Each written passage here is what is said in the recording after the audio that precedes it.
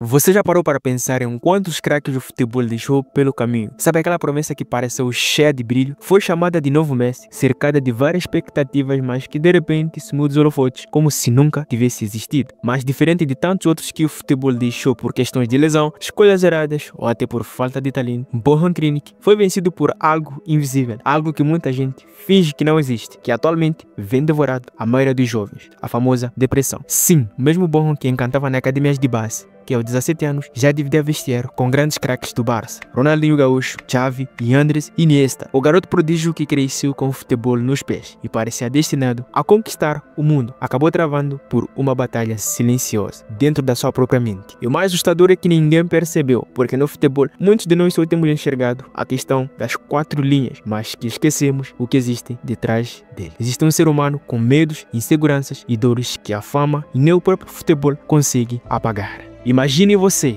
ainda adolescente, vestido a camisa do seu maior clube de coração, mas como se isso não bastasse, jogando ao lado de um craque chamado Lionel Messi. E você ainda tem a missão de ser o próximo grande jogador do clube mais cobiçado do mundo. Isso parece um sonho, mas na verdade esse era o dia a dia do Bojan Krinik com apenas 17 anos. Um garoto que foi criado em La Masia, a lendária base do Barça, que formou inúmeros jogadores. O Bojan Krinik acumulava gols como se fosse algo natural. E somente na base, o cara chegou a marcar mais de 900 gols na carreira. Isso de fato era muito incrível. Um número que quase ninguém acreditava. O talento era tão absurdo que nem mesmo o próprio Lionel Messi conseguiu acumular esse feito. E naquela época, ele era considerado um dos maiores goleadores das categorias de base do Barça. Não demorou muito até ele ser promovido para o futebol profissional. E quando ele chegou lá, praticamente quebrou o recorde de ser o jogador mais jovem a atuar pelo Barça. Isso com apenas 17 anos e 19 dias. E poucos dias depois, ele também se tornou o mais jovem a marcar pelo clube espanhol,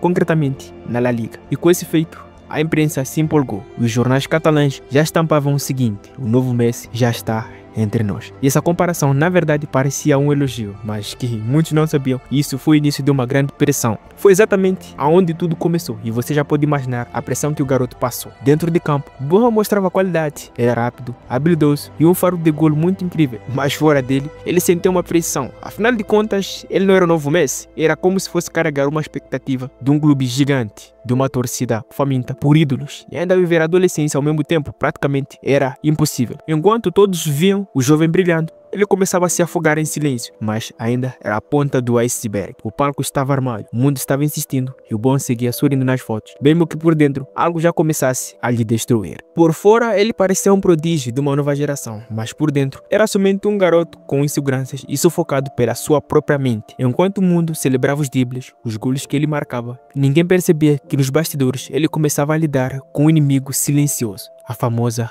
ansiedade. Tudo começou de uma maneira muito sutil: palpitações antes de jogo, crises de choro que pareciam inexplicáveis, insônia. O corpo reagia como se estivesse diante de uma ameaça real. Mas qual era o perigo? Afinal de contas, era o medo de falhar, porque as expectativas eram altas sobre ele. O medo não de ser o que todos esperavam que ele fosse, até porque você já pode imaginar as expectativas que estavam sobre ele. Em uma entrevista, anos depois, ele chegou a afirmar o seguinte: as pessoas acham que eu estava lesionado, mas não, era ansiedade, mas ninguém sabia. A primeira grande crise, na verdade, veio quando ele foi convocado para a seleção espanhola na Eurocopa em 2008. Ali era o auge do prestígio, mas ele se recusou. Disse que não estava pronto. O mundo não entendeu. Muitos achavam que ele estava fugindo da responsabilidade. Outros chamavam de fraco, mas poucos se perguntavam o que estava acontecendo com aquele garoto. Na verdade, ele estava enfrentando ataques de pânico tão fortes que mal conseguia sair do seu próprio quarto. O coração acelerava e a respiração falhava. A cabeça girava muito. E mesmo assim, ele continuava sendo pressionado a sorrir diante das câmeras e dar entrevistas como se estivesse tudo na sua naturalidade. No futebol, falar sobre saúde mental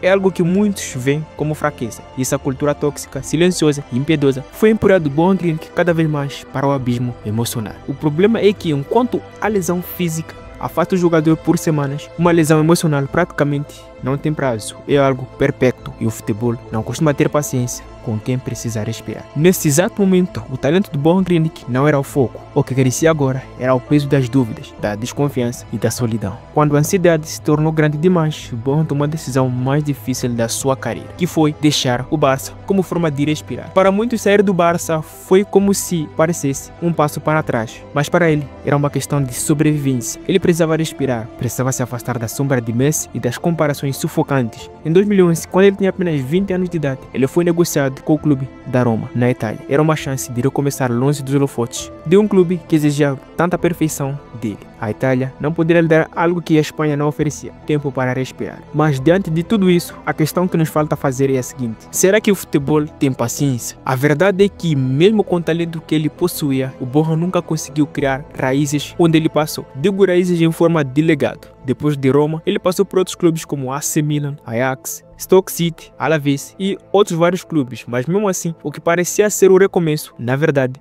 virou um ciclo de mudanças constantes. E a cada transferência, a história se repetia. Um começo promissor, lampejos de brilho e depois a queda. Como se o passado estivesse sempre atrás dele. O problema não era físico, o problema era invisível. Em cada novo clube, ele precisava lidar não apenas com novas táticas e novos companheiros, mas também com a batalha interna que nunca desapareceu. Até que finalmente, em 2023, isso com 32 anos de idade, ele decidiu que era hora de parar no mundo do futebol. O garoto que ainda foi chamado de novo Lionel Messi encerrou sua grande carreira. Na verdade, não foi grande carreira, mas enfim, longe dos gramados do estádio da Europa. Ele poderia ter sido os maiores, talvez, mas futebol não é sobre talento, é sobre suportar o peso que você vem e carrega, principalmente quando as pessoas colocam expectativas em cima de você. O Borja não foi derrotado por lesões, nem pela falta de habilidade, mas pela incapacidade do futebol de entender que por trás de um craque existe um ser humano com a mente bombardeada por pensamento. O mais incrível é que quando ele encerrou a carreira, ele não teve festa de despedida, nem estádios lotados, como normalmente tem sido feitos com grandes craques quando vão pendurar a chuteira. Não teve homenagem, nem telões ou tributos emocionantes de imprensa. O craque que um dia foi chamado de novo Messi saiu da cena de silêncio, mas da mesma forma, ele conseguiu viver a sua dor. Mas o que Borja Krinic na verdade deixou para o futebol vai muito além de marcar golos ou de ganhar títulos. Ele se tornou, mesmo sem querer, um símbolo de algo que o futebol ainda resiste em enxergar, que é a importância de cuidar da saúde mental, principalmente num esporte como o futebol. Hoje em dia, os atletas cada vez mais estão competindo em silêncio. Ídolos como Dele Alli, Andrés Iniesta, todos já falaram abertamente sobre a depressão, a ansiedade, burnout, e que Borja Krinic estava entre os primeiros a tentar gritar, mas ninguém ainda queria ouvi-lo. Ele foi um dos primeiros a dizer o seguinte: ser jogador não significa estar imune à dor emocional. E esta frase que ele soltou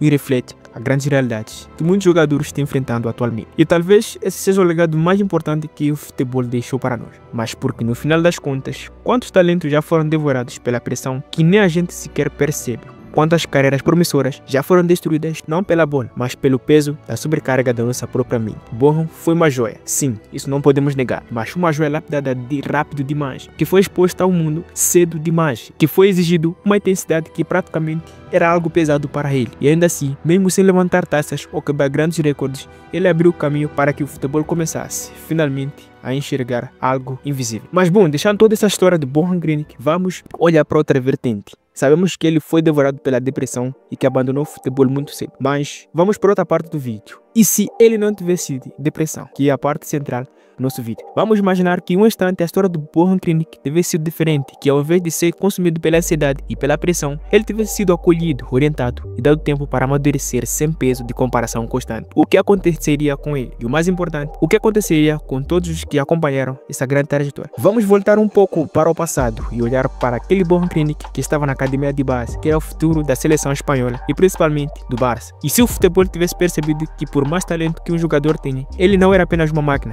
talvez com 17 anos que subiu para o time principal do Barça, tivesse sido tratado como de forma muito diferente. O Borja em 2007 não era apenas um promissor, ele era impressionante. Seu desempenho nas categorias de base do Barça era tão bom que ele não só se destacou como uma futura estrela, mas foi considerado um dos maiores prodígios do futebol espanhol. Em sua primeira temporada no time principal, ele marcou 10 golos e forneceu assistências, algo que parecia muito fácil em comparação com Messi. Ele tinha uma visão de jogo e dribles muito incríveis e um faro de gol muito letal, e a capacidade de se adaptar rapidamente ao nível mais alto do futebol mundial. Agora, se olharmos dessa forma cuidadosa, a verdadeira pergunta: será que a pressão e a expectativa de ser comparado com Messi no Barça foi o que realmente matou sua carreira? Para responder essa questão, é bem simples. Digamos que sim, entre aspas. Ele estava em um clube recheado de grandes talentos. Isto é algo que nós temos que ter em consideração, onde só os melhores sobreviviam. Mas também era um ambiente onde a saúde mental, como sempre, era negligenciada. Ao invés de uma transição mais gradual e focada no desenvolvimento pessoal, o Bonham foi empurrado para o centro das atenções, quando na verdade a mente dele ainda estava muito imatura e é um processo de transformação. Cara, queira você acreditar ou não, mas a pressão de carregar a camisa do Barça, que estava associada ao brilho de Ronaldinho, Xavi, Iniesta, Messi, parecia impossível para um garoto somente com 17 anos de idade e que não é nada fácil. Como seria o desempenho do Bonham se tivesse sido traçado com mais paciência, se o Barça tivesse dado mais tempo a ele? Talvez ele fosse um dos pilares da equipe ao lado do Messi, não em forma de um coadjuvante, mas sim ao lado de Messi para fazer história e levar o Barça a um patamar mais alto. Mas e a saúde mental?